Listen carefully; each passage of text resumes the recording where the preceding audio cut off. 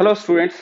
Last जो हमारी class थी हमारा फीमेल रिप्रोडक्टिव सिस्टम चल रहा था और फीमेल रिप्रोडक्टिव सिस्टम में हमने आपको कहा था कि हम दो पार्ट में इसको डिवाइड करके स्टडी करते हैं। एक्सटर्नल जेनाटेलिया जो है उसको हमने लास्ट हमारी जो पार्ट था उसमें हमने कंप्लीट किया था।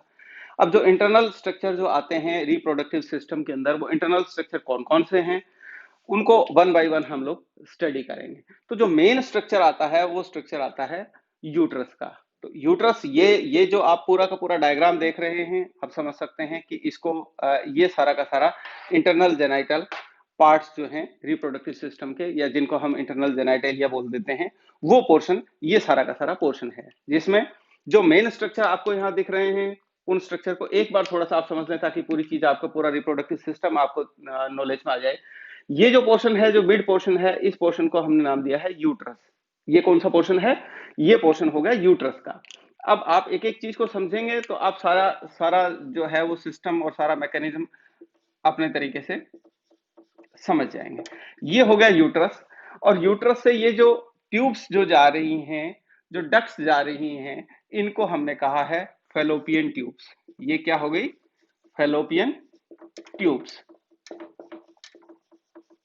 ये जो फेलोपियन ट्यूब्स हैं इनको हम फेलोपियन ट्यूब्स भी बोल देते हैं, इनको हम ओविडक्ट भी बोल देते हैं। तो कुछ जगह आपको ये लिखा आएगा ओविडक्ट, तो ओविडक्ट भी इन्हें कह देते हैं, फेलोपियन ट्यूब भी इन्हें ही बोल देते हैं। और ये जो पोर्शन है, ये पोर्शन है ओवरीज का। तो ये हो गई, ये दो हैं इसलिए हम इनको ओवरीज लिखते हैं, एक लेफ्ट साइड में एक राइट साइड में, ये ओवरीज हो गई। ये मिडिल सेक्शन जो है वो हो गया यूट्रस का। और ये वेजाइनल पोर्शन आ गया, ये आ गया वेजाइना। तो हम इन सारे स्ट्रक्चर को स्टडी करेंगे one by one, her topic हम लेंगे।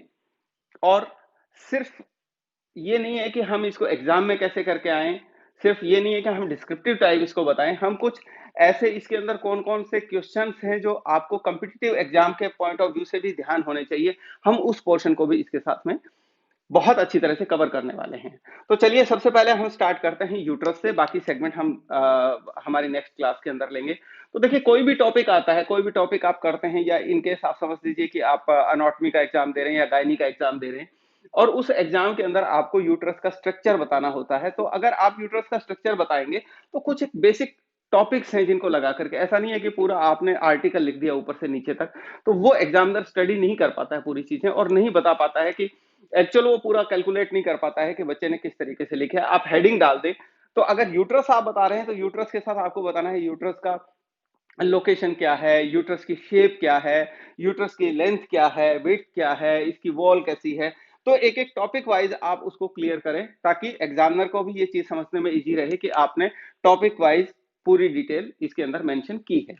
हम उसी तरीके से इसको स्टडी करेंगे, और कोई भी क्वेश्चन अगर कॉम्पिटिटिव एग्जाम के लायक हमें बनता है, इसमें से निकल करके आने वाला होता है, तो वो भी हम साथ के साथ ही स्टडी करेंगे ताकि आपको फिर दोबारा उस चीज को रिवीजन नहीं करना पड़े।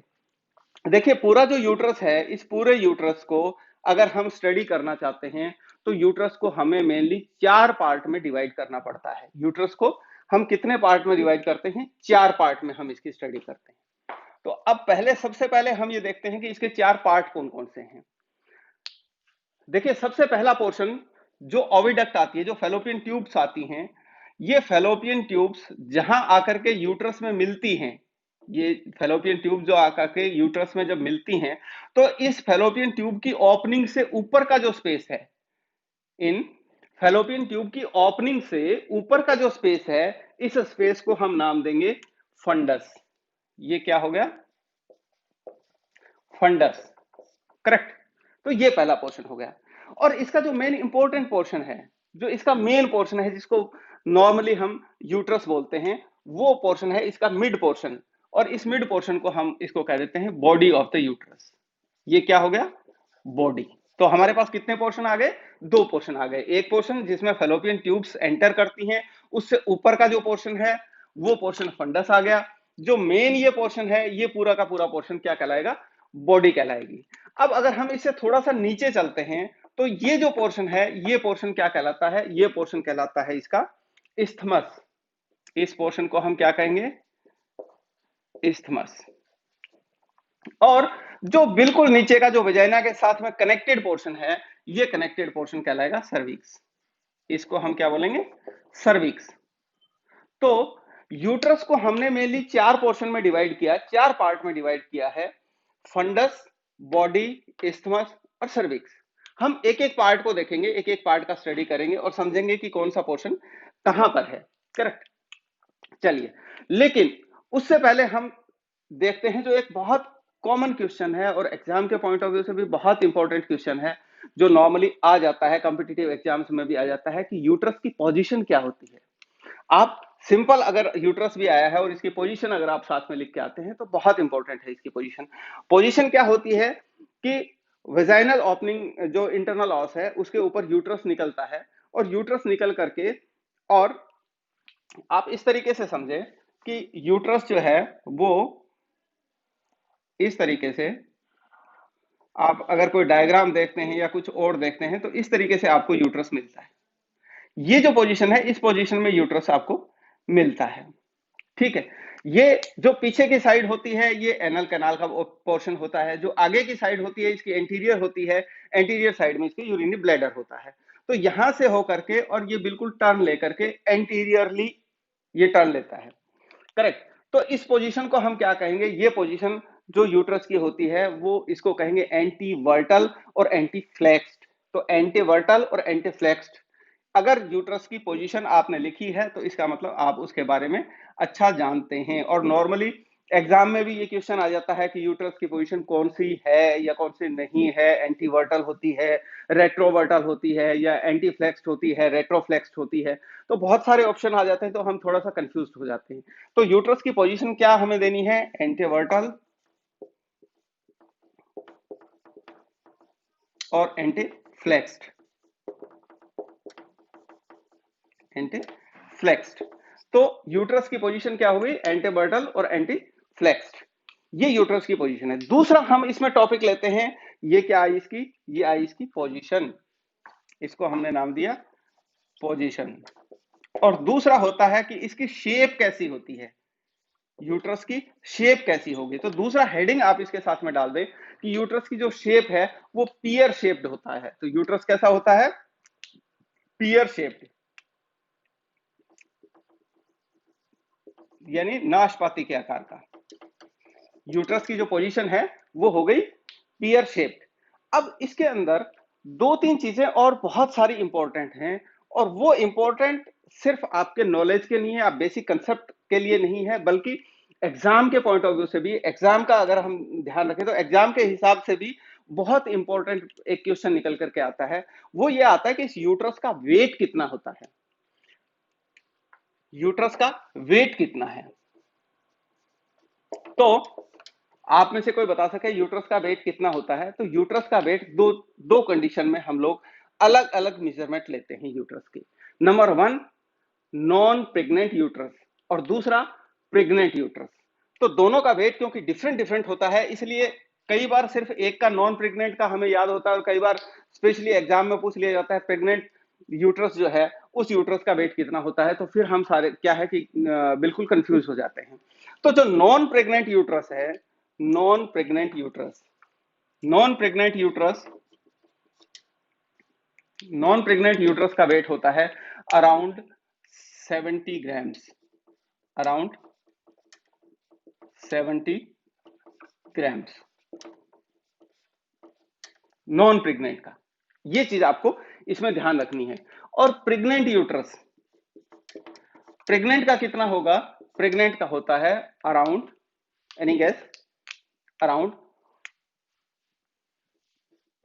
1000 ग्राम्स, यानी कि अराउंड 1 kg। तो ये एक बहुत ही इंपॉर्टेंट क्वेश्चन इसमें से निकल के आता है कि प्रेग्नेंट यूट्रस का वेट कितना है और नॉन प्रेग्नेंट यूट्रस का वेट कितना है। तो कई बार एग्जाम में क्या है, प्रेग्नेंट यूट्रस का वेट पूछ लेते हैं और अपने को दिमाग में ये होता है हाँ यूट्रस का वेट हमें जाना है, हम ये नहीं देखते कि प्रेग्नेंट का पूछ रहा है कि नॉन प्रेग्नेंट यूट्रस का पूछ रहा है। तो इस चीज को आपको विशेष रूप से ध्यान में रखना है। एक और भी क्वेश्चन होता है, क्योंकि मोस्टली एग्जाम में क्या होता है कि क्वेश्चन सिंपल होते हैं, उनको थोड़ा सा अलग तरीके से पूछा जाता है ताकि हम थोड़ा सा कंफ्यूज हो जाएं और थोड़ा सा डाइवर्ट हो जाएं। तो कई बार क्या पूछ लेते हैं कि इनिशियली डिलीवरी के तुरंत बाद यूट्रस का वेट क्या होगा।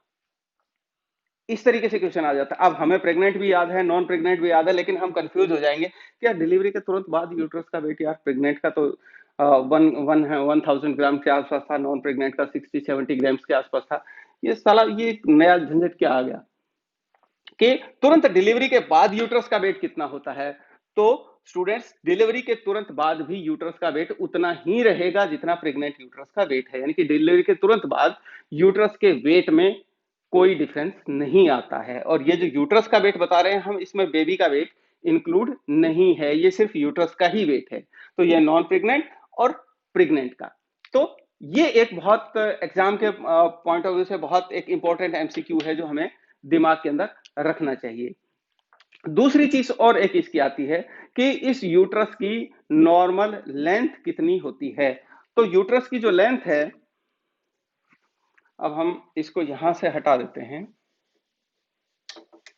हम बात करते हैं इसकी लेंथ की कि यूट्रस की लेंथ कितनी होती है। तो लेंथ जब हम स्टडी कर रहे हैं तो भी हमारे सामने वही दो चीजें आ जाती हैं कि नॉन प्रेग्नेंट यूट्रस की लेंथ हमें बतानी है या प्रेग्नेंट यूट्रस की लेंथ बनानी है। तो नॉन प्रेग्नेंट अगर यूट्रस है तो नॉन प्रेग्नेंट यूट्रस आप मान के चलिए उसकी जो लेंथ होगी वो होगी around 6 to 7 centimetre, 6 to 7 centimetre. ये एक बहुत इंपॉर्टेंट चीज है, और ये क्योंकि कॉम्पिटिटिव एग्जाम में भी आती है और डिस्क्रिप्टिव एग्जाम में भी अगर आप इनको लिख के आते हैं तो उसका एक अलग इंप्रेशन पड़ता है। ये चीजें, ये मेजरमेंट आपको याद होना चाहिए कि इसका वेट कितना होता है, इसकी लेंथ कितनी होती है, इसका वॉल्यूम कितना होता है। ये बहुत इंपॉर्टेंट है यूट्रस के पॉइंट ऑफ व्यू से। तो जो लेंथ हम जो 6 to 7 ग्राम्स बता रहे हैं आपको, 7 सेंटीमीटर बता रहे हैं आपको, वो है नॉन प्रेग्नेंट यूट्रस की। वो जो लेंथ है वो किसकी है? नॉन प्रेग्नेंट यूट्रस की। और वहीं अगर क्वेश्चन इस तरीके से आ जाए कि प्रेग्नेंट यूट्रस की लेंथ क्या होगी, तो प्रेग्नेंट यूट्रस की अगर हम लेंथ की बात करें तो वो होती है अराउंड इसके 5 टाइम्स 35 सेंटीमीटर। तो नॉन प्रेग्नेंट यूट्रस की जो लेंथ है वो, नॉन प्रेग्नेंट यूट्रस का जो वेट है वो अराउंड 70 ग्राम्स के होता है, प्रेग्नेंट का 1000 ग्राम्स के आसपास होता है। नॉन प्रेग्नेंट की जो लेंथ है वो 6 to 7 सेंटीमीटर के अराउंड होती है और प्रेग्नेंट की अराउंड 35 सेंटीमीटर होती है। तो इन चीजों में आपको बिल्कुल भी कंफ्यूज नहीं होना है। अगली जो चीज इंपॉर्टेंट चीज आती है वो आती है इसके वॉल्यूम को लेकर के कि यूट्रस का वॉल्यूम कितना है। तो वॉल्यूम में भी हम वही दो चीजें, वॉल्यूम में भी वही दो चीजें हमारे पास होनी चाहिए। इसके आप जैसे जैसे मैं बता रहा हूं उसके हिसाब से अगर आप इसके नोट्स बनाते रहेंगे साथ के साथ तो आपको बहुत ज्यादा इसका बेनिफिट मिलेगा। और इसकी जो इंपॉर्टेंट नोट्स हैं, जो इंपॉर्टेंट जो चीजें हैं, वो आप अगर इसी वीडियो के डिस्क्रिप्शन बॉक्स में जाएंगे तो डिस्क्रिप्शन बॉक्स में भी हमने आपको अलग अलग चीजें दे रखी हैं, नोट्स वाइज आपको बना करके दे रखा है, ताकि आप उन चीजों से भी आपको बेटर हेल्प मिल सके, आपको बार बार उतना वीडियो नहीं देखना पड़े। अगर आपको कोई चीज है तो वो आप सीधा डिस्क्रिप्शन बॉक्स से भी निकाल सकते हैं। तो वो नोट्स टाइप हमने बना करके थोड़ा सा नीचे डाल दी हैं आपकी हेल्प के लिए। और इसमें भी हमने लिंक दे दिया है कि आपको ऊपर लिंक मिल रहा है कि जो आपने पहले वाला वीडियो है अगर वो नहीं देखा है तो आप देख सकते हैं, ताकि ये वीडियो आपको प्रॉपर अच्छी तरह से समझ में आ जाए। तो इस नोट्स के रूप में हमने पहले बात करी इसके वेट की, फिर हमने बात करी इसकी लेंथ की, और उसके बाद हम बात कर रहे हैं इसके वॉल्यूम की। तो वॉल्यूम को भी जैसे हमने लेंथ को और वेट को हमने दो पार्ट में डिवाइड किया था, वैसे वॉल्यूम को भी हम दो पार्ट में डिवाइड करके समझ सकते हैं। पहला हो गया नॉन प्रेग्नेंट यूट्रस। तो नॉन प्रेग्नेंट यूट्रस का जो वेट है वो है around 10 ml। Non pregnant uterus का जो वेट है वो कितना है? अराउंड 10 ml के करीब। और वहीं प्रेग्नेंट यूट्रस की अगर हम बात करें तो प्रेग्नेंट यूट्रस का वॉल्यूम जो है वो रहेगा अराउंड, आप गैस लगा सकते हैं इतनी देर में, चलिए मैं बता देता हूं आपको, अराउंड 5000 ml, अराउंड 5000 ml। तो ये भी एक एग्जाम के पॉइंट ऑफ व्यू से एक अच्छा एमसीक्यू बनता है। आपको इसमें भी ये चीज ध्यान होनी चाहिए, क्योंकि कुछ क्वेश्चन ऐसे होते हैं, 2 4 5 क्वेश्चन जो इस तरीके की चीजों से निकल करके आ जाते हैं और वहां हम कंफ्यूज हो जाते हैं। तो नॉन प्रेग्नेंट यूट्रस का अगर वॉल्यूम पूछ रहा है तो उसका वॉल्यूम है 10 ml के करीब, और अगर प्रेग्नेंट यूट्रस का वॉल्यूम पूछ रहा है तो प्रेग्नेंट यूट्रस का वॉल्यूम आएगा लगभग 5000 ml के करीब। करेक्ट, ये चीज आपको ध्यान होनी चाहिए। तो हमने जब यूट्रस को स्टार्ट किया तो यूट्रस में हमने सबसे पहली चीज क्या बताई है, आप थोड़ा सा रिवाइज करें ताकि आपको चीजें क्लियर हो जाएं। हमने कहा था यूट्रस के 4 पार्ट होते हैं, फंडस होता है, बॉडी होता है, इस्थमस होता है और सर्विक्स होता है। दूसरी चीज हमने बताई यूट्रस की पोजीशन क्या होती है, तो यूट्रस की पोजीशन एंटीवर्टल और एंटीफ्लेक्स्ड होती है।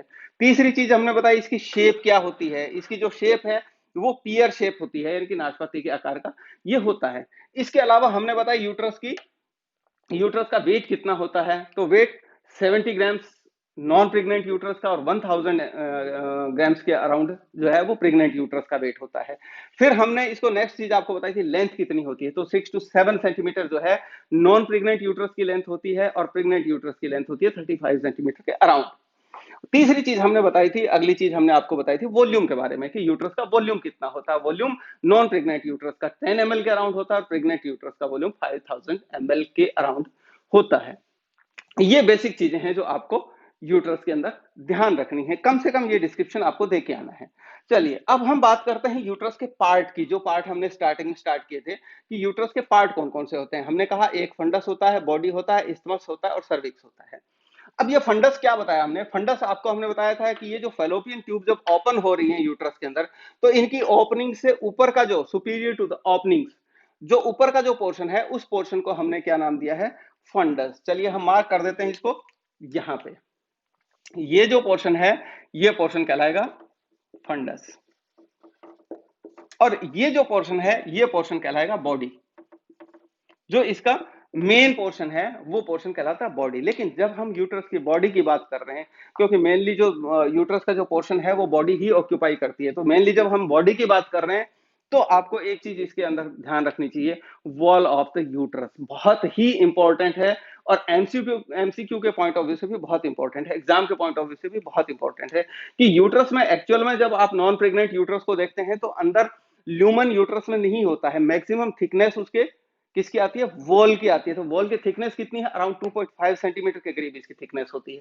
तो ये जो थिकनेस है ये वॉल मोटी होती है, इसके अंदर का ल्यूमन नॉन प्रेग्नेंट यूट्रस में बहुत ही माइन्यूट होता है और इसीलिए हमने उसका वॉल्यूम बताया था 10 ml के करीब आपको।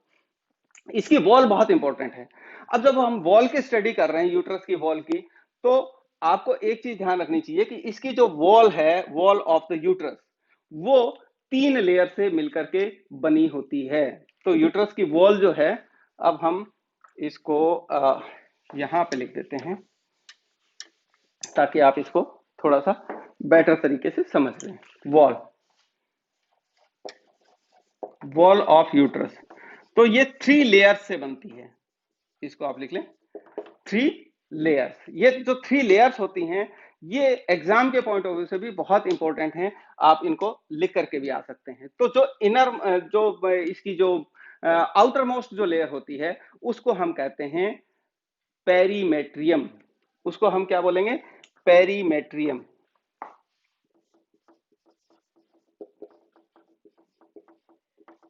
पेरीमेट्रियम यानी जो आउटर मोस्ट इसकी जो लेयर है, आप अगर इसको सिंपली यूं समझ लें,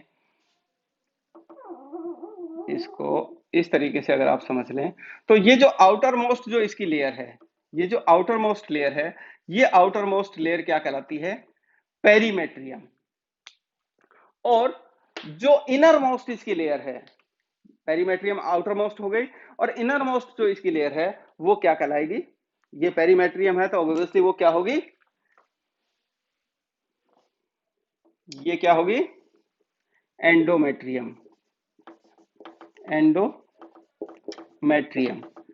तो outer most perimetrium, inner most endometrium, और इनके जो बीच की लेयर है, जो सबसे बड़ी लेयर होती है, मस्कुलर लेयर है, सबसे बड़ी लेयर होती है, ये जो बीच वाली लेयर है, ये बीच वाली लेयर क्या कहलाती है, ये कहलाती है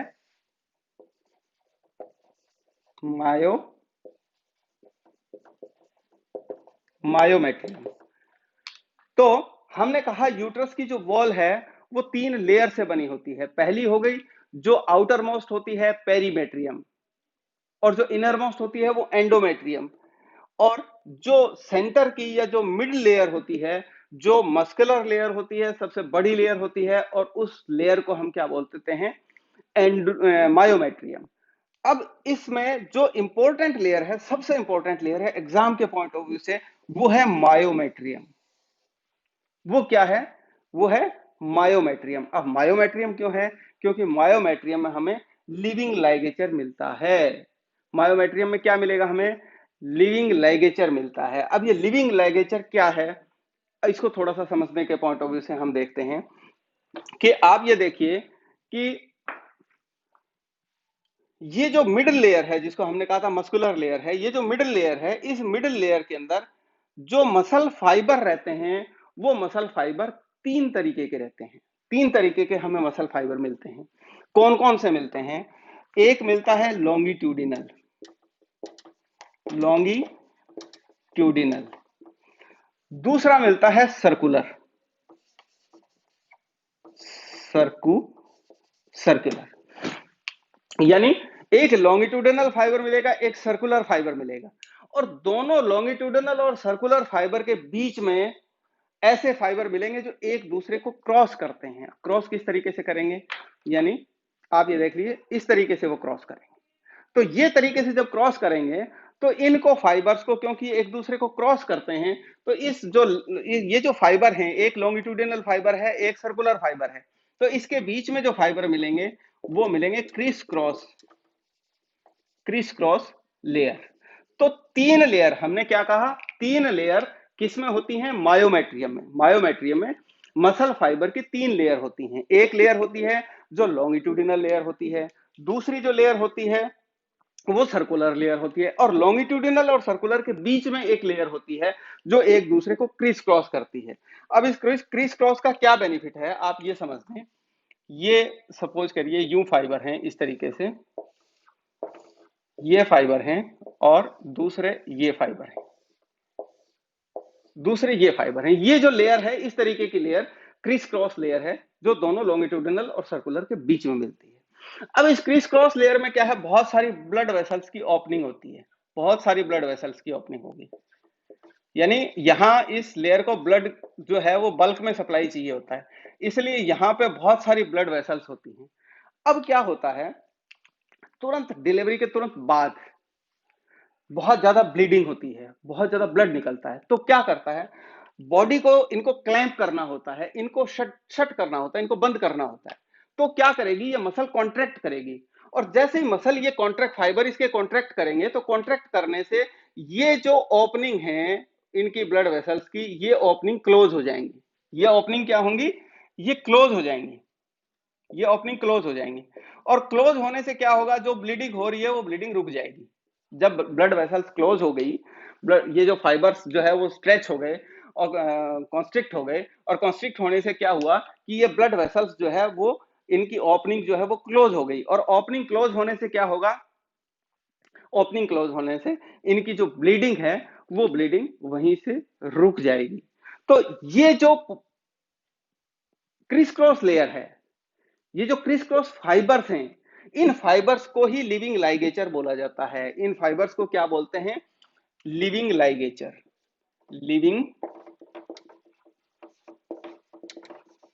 लाइगेचर एग्जाम के पॉइंट ऑफ व्यू से बहुत इंपॉर्टेंट क्वेश्चन है।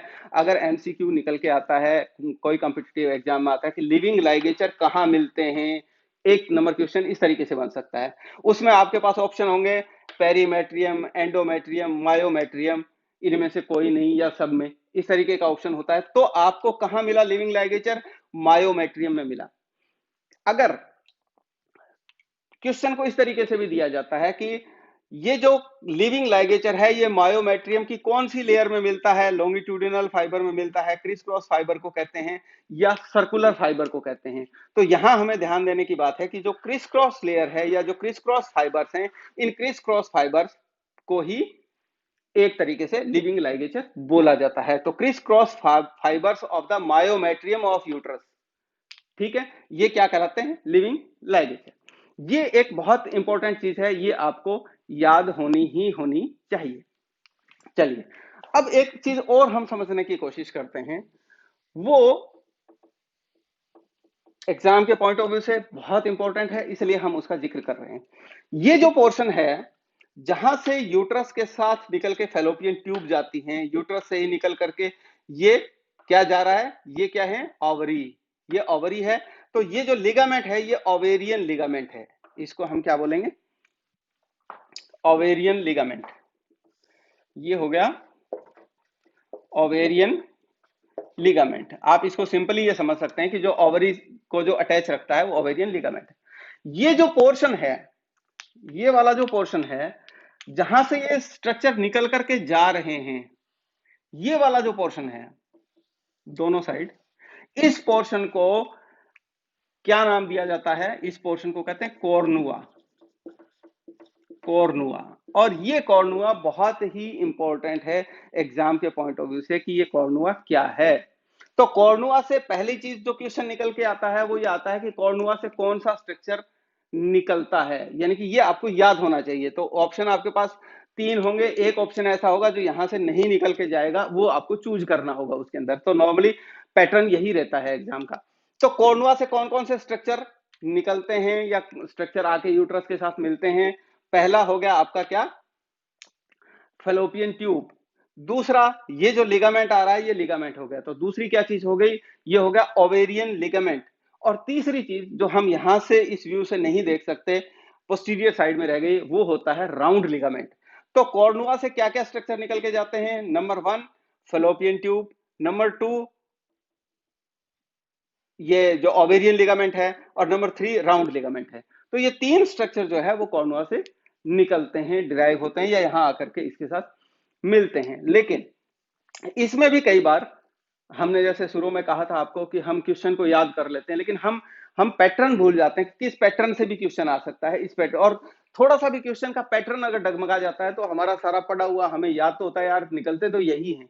लेकिन अगर उसने बाय द वे गलती से पूछ लिया कि एंटीरियर टू पोस्टीरियर कौन कौन से स्ट्रक्चर हैं, आप बताओ, अब वहां हम कंफ्यूज हो जाएंगे। हमें पता तो है कि यार 3 मिलते हैं, और हमें 3 याद भी है अच्छी तरह से कि यार एक फैलोपियन ट्यूब है, एक राउंड लिगामेंट है और एक ओवेरियन लिगामेंट है। लेकिन अब एंटीरियर टू पोस्टीरियर कौन सा है हमें पता नहीं है, या हम कहें सुपीरियर टू इंफीरियर कौन सा है हमें पता नहीं है, या इसको इंफीरियर टू सुपीरियर भी पूछा जा सकता है, या पोस्टीरियर टू एंटीरियर भी पूछा जा सकता है। तो नॉर्मली जो पूछते हैं anterior to posterior, superior to inferior. चलिए पहले हम देखते हैं एंटीरियर टू पोस्टीरियर आपको कौन कौन सा। तो सबसे पहले एंटीरियरली क्या मिलेगा आपको, एंटीरियरली आपको मिलेगा, अब यहां पे हम इसको लिख देते हैं, ये आपके समझ में आ गया होगा, हम इसको यहां से हटा देते हैं। तो जो कॉर्नुआ में स्ट्रक्चर मिलते हैं anterior to posterior, anterior to posterior, तो एंटीरियर टू पोस्टीरियर सबसे पहले हमें क्या मिलेगा, सबसे पहले हमें मिलेगा राउंड लिगामेंट। सबसे पहले हमें जो पहली चीज मिलेगी वो मिलेगी राउंड लिगामेंट। जो दूसरी चीज मिलेगी वो मिलेगी फैलोपियन ट्यूब, फैलोपियन ट्यूब। और जो तीसरी जो हमारी बच गई वो क्या बच गई, ओवेरियन लिगामेंट। तो अब हमें तीनों स्ट्रक्चर याद हैं, तो हमें इनका एंटीरियर टू पोस्टीरियर भी याद होना चाहिए। अगर पोस्टीरियर टू एंटीरियर आए तो हम पहले ओवेरियन लिगामेंट कर देंगे, फिर फैलोपियन, फिर राउंड लिगामेंट। और एंटीरियर टू पोस्टीरियर आए तो सबसे पहले मोस्ट एंटीरियर स्ट्रक्चर जो है वो राउंड लिगामेंट है, उसके बाद फैलोपियन ट्यूब है, और उसके बाद ओवेरियन लिगामेंट है। लेकिन इस क्वेश्चन को सुपीरियर टू इंफीरियर भी पूछा जा सकता है। तो सुपीरियर मोस्ट स्ट्रक्चर इन तीन में सब सुपीरियर मोस्ट स्ट्रक्चर कौन सा है, वो है fallopian tube. Superior most structure क्या हो गया, फैलोपियन ट्यूब। और इसके जो राउंड लिगामेंट है और ओवेरियन लिगामेंट है ये दोनों एक ही लेवल पे निकलते हैं, इन दोनों का सेम लेवल होता है, राउंड लिगामेंट और ओवेरियन लिगामेंट, इन दोनों का सेम लेवल होता है। तो सुपीरियर मोस्ट कौन सी हुई, फैलोपियन ट्यूब हो गई, और राउंड लिगामेंट और ओवेरियन लिगामेंट एक एक लेवल से निकलते हैं। तो अब आपको इस क्वेश्चन को 2-3 तरीके से पूछा जा सकता है। एक ये भी पूछ सकते हैं निम्न में से कौन सा सही है, which one is true in respect of कॉर्नुआ। तो सबसे पहला क्वेश्चन आपको ये आ जाता है एंटीरियर टू पोस्टीरियर ये होते हैं, पोस्टीरियर टू एंटीरियर ये होते हैं, राउंड लिगामेंट ओवेरियन लिगामेंट दोनों एक ही लेवल पे निकलते हैं। इस तरीके से कई तरीके से क्वेश्चन को घुमा के पूछा जा सकता है। अगर आपको ये सारी चीजें याद हैं तो क्वेश्चन कैसे भी आएगा आप उसको बहुत अच्छे तरीके से कवर अप कर देंगे। तो anterior to posterior round ligament, उसके बाद फिर फैलोपियन ट्यूब, उसके बाद ओवेरियन लिगामेंट। और अगर हम सुपीरियर टू इंफीरियर बात करें तो फैलोपियन ट्यूब और नीचे राउंड लिगामेंट और ओवेरियन लिगामेंट दोनों एक लेवल से ही निकलते हैं। तो ये जो चीजें हैं, ये चीजें यूट्रस के पॉइंट ऑफ व्यू से बहुत इंपॉर्टेंट चीजें हैं। ये सारी चीजें अगर आपको याद हैं तो आप यूट्रस को बहुत प्रॉपरली कर पाएंगे। चलिए, ये हमने जो बात की, ये बात हुई हमारी किसकी? बॉडी की। ये हमने क्या कहा थी? Body of the uterus. अब जो नेक्स्ट हमारा जो टॉपिक आता है वो आता है इस्थमस। हम इसको भी कवर करने की कोशिश करते हैं। तो इस्थमस क्या है? इस्थमस एक्चुअली यूट्रस का ही, हमने कहा था यूट्रस का ही पार्ट है। तो यूट्रस का ये जो लोअर वाला पोर्शन है, यानी सर्विक्स से लेकर के बॉडी, सर्विक्स को बॉडी के साथ में जो कनेक्टिविटी देता है, सर्विक्स को बॉडी के साथ में जो कनेक्टिविटी देता है, वो पार्ट कहलाता है इस्थमस। ये पार्ट क्या कहलाएगा? इस्थमस। अब हम इसको थोड़ा सा हम कंफ्यूज हो गए, प्रॉपरली हमें समझ में नहीं आया। तो अब हम इसको दूसरे तरीके से समझ सकते हैं। दूसरे तरीके से क्या समझ सकते हैं कि यहां पे आपको दो ओस मिलते हैं, एक एक्सटर्नल ओस और एक इंटरनल ओस। एक्सटर्नल ओस और इंटरनल ओस। तो जो इंटरनल ओस है वो एक्चुअली दो पार्ट में डिवाइड हो जाता है। बहुत स्पेसिफिक मैं आपको बता रहा हूं। इंटरनल ओस को दो पार्ट में डिवाइड हो जाता है। कौन कौन सा होता है? एक होता है एनाटॉमिकल, एक होता है हिस्टोलॉजिकल। दो पार्ट कौन से हुए? एक हो गया एनाटॉमिकल और एक हो गया हिस्टोलॉजिकल। तो एनाटॉमिकल ओस जो है, एनाटॉमिकल ओस जो है वहां से लेकर के और हिस्टोलॉजिकल जो ओस है वहां तक का जो पोर्शन है, ये पोर्शन क्या कहलाएगा? ये पोर्शन कहलाएगा इस्थमस।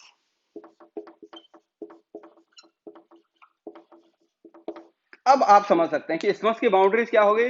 अबव लेवल पे एनाटॉमिकल ओस हो गया और लोअर लेवल पे जो है इसकी जो लोअर जो बाउंड्री है वो इसका हिस्टोलॉजिकल ओस हो गया। करेक्ट? तो इनके बीच का जो एरिया है वो एरिया इस्थमस कहलाता है। लेकिन इससे बड़ी चीज, इससे इंपॉर्टेंट चीज, इस्थमस की सबसे बड़ी इंपॉर्टेंस क्या है?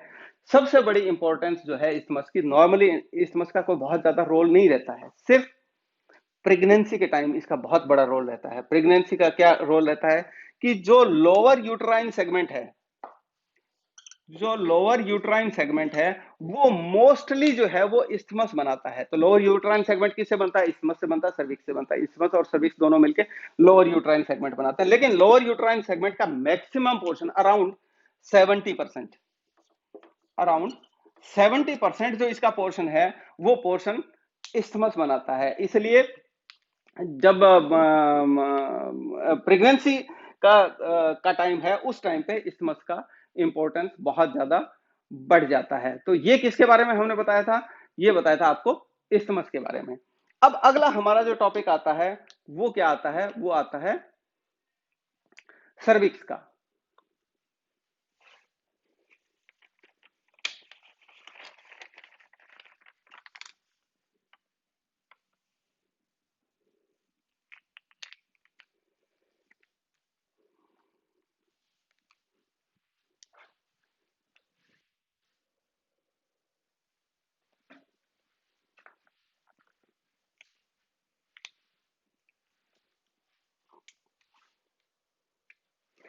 लास्ट पोर्शन हमारा जो इसका जो लास्ट पोर्शन हो गया वो पोर्शन हो गया सर्विक्स का। करेक्ट? तो सर्विक्स में आपको, सर्विक्स कौन सा है? ये वाला पोर्शन, जो अगर हम इसको थोड़ा सा प्रॉपरली बनाएंगे तो ये वाला जो पोर्शन है, ये पोर्शन, ये पोर्शन जो है वो सर्विक्स कहलाता है। यानी जो इस्थमस के साथ और वेजाइना को कनेक्टिविटी देता है वो पोर्शन, या हम सिंपली ये कहें कि वेजाइना को जो है वो यूट्रस के साथ कनेक्टिविटी देता है, वो पोर्शन जो है वो सर्विक्स कहलाता है। अब सर्विक्स को जब आप देखेंगे, सर्विक्स का डायग्राम जब आप देखेंगे तो ये वेजाइना के अंदर तक प्रोट्रूड करता है, यानी कि ये अंदर तक जाता है। तो इस सर्विक्स को नॉर्मली हम दो पार्ट इस सर्विक्स के बोलते हैं। एक जिसको हम बोलते हैं एक्टोडर्म। एक्टोडर्म कौन सा पार्ट है? वो पार्ट जो वेजाइना के अंदर एंटर करता है, जो वेजाइना के अंदर तक आता है, वो पार्ट कहलाता है एक्टोडर्म। उस पार्ट को हम क्या बोलेंगे? एक्टोडर्म। और जो इसके इंटीरियर पोर्शन है उस पोर्शन को हम बोलेंगे एंडोडर्म। वो हो गया या ectocervix, sorry, ectocervix, मैं थोड़ा सा दूसरी जगह चला गया, दूसरे टॉपिक पे। एक्टो सर्विक्स और एंडो सर्विक्स, यानी एक्टो सर्विक्स वो पोर्शन है जो पोर्शन वेजाइना के अंदर आता है, जो वेजाइना के अंदर प्रोट्रूड करता है, और जो इससे ऊपर का जो पोर्शन है, अंदर का जो पोर्शन है, वो पोर्शन कहलाता है एंडो सर्विक्स। अब ये जो एंडो सर्विस और एक्टो सर्विस है, नॉर्मली हम, आपने बहुत सारे केसेस सुने होंगे कि नॉर्मली फीमेल को जो कैंसर होता है, वो कैंसर जो है वो नॉर्मली सर्वाइकल, सर्विक्स का कैंसर जो है, सॉरी सर्वाइकल, सर्विक्स का जो कैंसर है, वो कैंसर सबसे ज्यादा होता है लेडीज के अंदर। हम स्पेसिफाई करने की कोशिश करते हैं कि वो सबसे ज्यादा कहाँ होता है। अब ये जो सर्विक्स का पोर्शन है, इस सर्विक्स में देखिए आप इसकी एपिथेलियम समझने की कोशिश करिए। जो इसकी एक्टोडर्म है, वहां पे स्क्वेमस एपिथेलियम होती है। यहाँ जो स्क्वेमस एपिथेलियम की लाइनिंग होती है, एक्टोडर्म पे क्या होता है? Squamous, squamous epithelium. और जो इसकी इंटरनल, जो इसकी एंडोसर्विक्स होती है, वहां कॉलमनर एपिथेलियम होती है। वहां क्या होगी? Columnar epithelium, columnar epithelium. यह भी कॉलमनर एपिथेलियम की लाइनिंग होती है यहाँ भी, लेकिन हम फिलहाल सर्विक्स की बात कर रहे हैं। तो स्क्वेमस एपिथेलियम होती है कहां पे? एक्टोडर्म में। और एंडोडर्म में, यानी कि जब हम इंटरनली चले जाते हैं तो वो कॉलमनर एपिथेलियम होती है, की लाइनिंग होती है। लेकिन आपको यह ध्यान रखना है कि अचानक स्क्वेमस एपिथेलियम से कॉलमनर एपिथेलियम में चेंज नहीं होता है। ये जो लेयर है, ये धीरे धीरे धीरे धीरे चेंज होती है, पीछे की तरफ जाती है, तो स्क्वेमस से कॉलमनर बनती है। ठीक है, तो इसके बीच में स्क्वेमस एपिथेलियम और कॉलमनर एपिथेलियम के बीच में एक जंक्शन आता है, जहां पे दोनों के मिक्स आपको फीचर्स देखने को मिलेंगे, यानी कि कॉलमनर से स्क्वेमस से कॉलमनर एपिथेलियम में ये चेंज हो रही होगी। तो यहाँ पे स्क्वेमस एपिथेलियम भी आपको मिलेगी, कॉलमनर एपिथेलियम भी मिलेगी। ये जो बीच वाली साइट है, जो बीच वाली साइट है, कौन सी साइट? जिस साइट के ऊपर जो जंक्शन है कॉलमनर एपिथेलियम और स्क्वेमस एपिथेलियम का, वो जो जंक्शन है, वो main site of CA cervix, main site of CA cervix. तो सीए सर्विक्स, ये एग्जाम के पॉइंट ऑफ व्यू से मैंने बताया है कि main site of CA cervix क्या है। तो उसमें स्क्वेमस एपिथेलियम दे सकते हैं, कॉलमनर एपिथेलियम दे सकते हैं, junction of squamo columnar epithelium, इसको हम जो है वो क्या बोल सकते हैं? जंक्शन ऑफ, इसको क्या बोलेंगे? Junction of squamo columnar epithelium. दूसरा, इसको ट्रांजिशनल जोन भी बोला जाता है। इस जोन को क्या बोलते हैं? आपको बिल्कुल भी कंफ्यूज नहीं होना है। अगर इसके ये नहीं आया और ट्रांजिशनल जोन आ गया, तो भी आपको कंफ्यूज नहीं होना है, क्योंकि इसको ही, जहां पे ये स्क्वेमस और कॉलमनर एपिथेलियम का जंक्शन है, उस जंक्शन को ट्रांजिशनल जोन बोला जाता है। और यही जो ट्रांजिशनल जोन है, ये सीए सर्विक्स की मेन साइट होती है। ये कुछ एक जो बहुत इंपॉर्टेंट चीजें थी, हमने वो इसमें समझने की कोशिश की। लेकिन एक और बहुत इंपॉर्टेंट फीचर इसके अंदर आता है, जो एग्जाम के पॉइंट ऑफ व्यू से भी बहुत इंपॉर्टेंट है, हम उसको समझने की कोशिश करेंगे।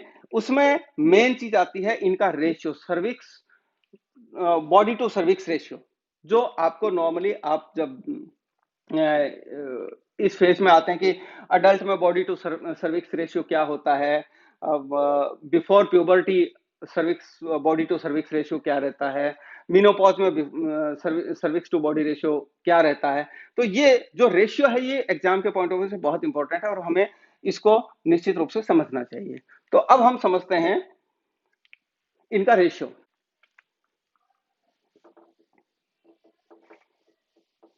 अब हम देखते हैं इसका रेशियो। रेशियो किसका?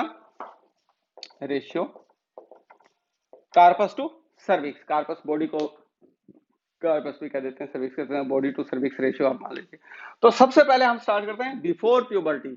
बिफोर प्यूबर्टी जो है वो, ये आ गई बॉडी, ये आ गई बॉडी, और ये आ गई सर्विक्स। तो बिफोर प्यूबर्टी यानी वयस्क होने से पहले, प्यूबर्टी से पहले इनका रेशियो क्या होता है? बॉडी टू सर्विक्स रेशियो होता है 1:2, 1 से 2 का रेशियो होता है। लेकिन जब ड्यूरिंग प्यूबर्टी होता है, ड्यूरिंग प्यूबर्टी ये जो रेशियो है, ये रेशियो बिल्कुल बदल जाता है। ड्यूरिंग प्यूबर्टी ये उल्टा हो जाता है, तो ये 2:1 का रेशियो बन जाता है। ठीक है, ड्यूरिंग प्यूबर्टी। और जब अडल्ट होता है तो अडल्ट लेडी का जो है, अडल्ट फेज में जो ये रेशियो है ये होता है 3:1 का। अडल्ट में 3:1 का रेशियो होगा। और जब मीनोपॉज हो जाता है तो मीनोपॉज में ये रेशियो यानी कि बॉडी और सर्विक्स का 1:1 हो जाता है, यानी बराबर हो जाता है दोनों का रेशियो। तो ये जो रेशियो है, ये रेशियो एग्जाम में बहुत बार पूछा जाता है। इसमें बॉडी टू सर्विक्स रेशियो पूछ सकते हैं या सर्विक्स टू बॉडी रेशियो भी पूछा जा सकता है, तब आपको इसको उल्टा कर देना है। तो बॉडी टू सर्विक्स रेशियो क्या है या सर्विक्स टू बॉडी रेशियो क्या है, मीनोपॉज में आपको ध्यान रखना है। नॉर्मली ये क्वेश्चन बहुत इंपॉर्टेंट होता है, कई बार आता है। मेनोपॉज में बॉडी टू सर्विक्स रेशियो 1:1 का होता है। और अडल्ट फेज में या जो रिप्रोडक्टिव फेज जिसको हम कह सकते हैं, उस फेज में ये 3:1 का रेशियो होता है। ड्यूरिंग प्यूबर्टी 2:1 का रेशियो होता है और बिफोर प्यूबर्टी 1:2 का रेशियो होता है। तो ये रेशियो जो है ये आपको ध्यान रखना है, ये एग्जाम में बहुत बार आ जाते हैं। इसके बाद जो इसका मेन जो एक चीज और बचती है जो हमें यूट्रस के पॉइंट ऑफ व्यू से ध्यान भी होनी चाहिए, वो क्या होती है, इसकी ब्लड सप्लाई। वो इसकी ब्लड सप्लाई। तो जो यूट्रस को जो ब्लड सप्लाई होता है बहुत ही इजी है, बहुत ही इजी है, आपको याद रखने की जरूरत ही नहीं है। उसको हम कहेंगे यूट्राइन आर्टरी। तो इसको सप्लाई कौन करता है, यूट्रस को ब्लड सप्लाई कौन करता है, यूटराइन आर्टरी। लेकिन क्वेश्चन यहां से भी निकल जाता है, ये निकल जाता है कि यूट्राइन आर्टरी किसकी ब्रांच है। कई बार ये क्वेश्चन पूछ लिया जाता है कि यूट्राइन आर्टरी किसकी ब्रांच होती है। तो यूट्राइन आर्टरी जो ब्रांच है वो anterior division of internal iliac artery. Anterior division of internal iliac artery, यहां पे हम कंफ्यूज हो जाते हैं। Anterior division of internal iliac artery, ये आपको ध्यान रखना है, क्योंकि यूट्राइन आर्टरी नहीं पूछा जाएगा आपसे। यूट्राइन आर्टरी तो तब जब यूट्रस आपका आ गया और यूट्रस में आप उसकी ब्लड सप्लाई लिख के आ रहे हो तो आप यूट्राइन आर्टरी लिख के आ जाओगे, वो ठीक हो जाएगा। लेकिन अगर कॉम्पिटिटिव एग्जाम के हिसाब से आप तैयारी कर रहे हो तो आपसे सिंपली ये पूछा जाएगा कि यूट्राइन आर्टरी किसकी ब्रांच है। तो आपको ये ध्यान होना चाहिए कि यूट्राइन आर्टरी ब्रांच है anterior division of internal iliac artery. और दूसरी चीज आपसे पूछी जा सकती है, वो ये पूछी जा सकती है कि जो सर्विक्स को जो सप्लाई जाती है वो किसके थ्रू जाती है। तो सर्विक्स को सप्लाई इसी यूट्राइन आर्टरी जो है, इस यूट्राइन आर्टरी की ही ब्रांच होती है जो सर्विक्स को सप्लाई करती है। ठीक है, दूसरी एक इंपॉर्टेंट चीज होती है इसकी नर्व सप्लाई। तो नर्व सप्लाई जो होती है वो T10 to L1 जो सेगमेंट है वो इसको यूट्रस को सप्लाई करता है। ये भी बहुत इंपॉर्टेंट है, T10 to L1। और सर्विक्स को जो सप्लाई करता है वो S2 to S4 सेगमेंट है। S2 to S4 सेगमेंट है। नॉर्मली जब हम इंस्ट्रूमेंटल डिलीवरी करते हैं तब इन सेगमेंट का ध्यान रखा जाता है, इन सेगमेंट के बारे में, क्योंकि पर्टिकुलर जो कंसर्न सेगमेंट होता है उसको ब्लॉक कर दिया जाता है ताकि पेन नहीं होता है। तो वो आगे की बात है, हम किसी और टॉपिक में उसको कवर करेंगे किस तरीके से क्या करते हैं। लेकिन यहाँ पे ध्यान देने की बात ये है कि इसको जो यूट्रस को जो सप्लाई जाती है मेनली वो जाती है T10 to L1 सेगमेंट से, और जो सर्विक्स को सप्लाई जाती है वो S2 to S4 सेगमेंट से जाती है। और ब्लड सप्लाई हमने इसको बताई दी। यूट्राइन आर्टरी सप्लाई किसको करती है, यूट्रस को यूट्राइन आर्टरी सप्लाई करती है। यूट्राइन आर्टरी ब्रांच है anterior division of internal iliac artery की। और इसी तरीके से जो सर्विक्स को सप्लाई करती है वो डिसेंडिंग सर्विक्स आर्टरी है, जो यूट्राइन आर्टरी की ब्रांच होती है, डिसेंडिंग ब्रांच होती है, वो इसको सर्विक्स को सप्लाई करती है। तो मेरे हिसाब से ये सारे के सारे आपके टॉपिक यूट्रस से रिलेटेड आपके कवर हो गए। नेक्स्ट क्लास में हम और बाकी फर्दर सेगमेंट की बात करेंगे। Thank you very much.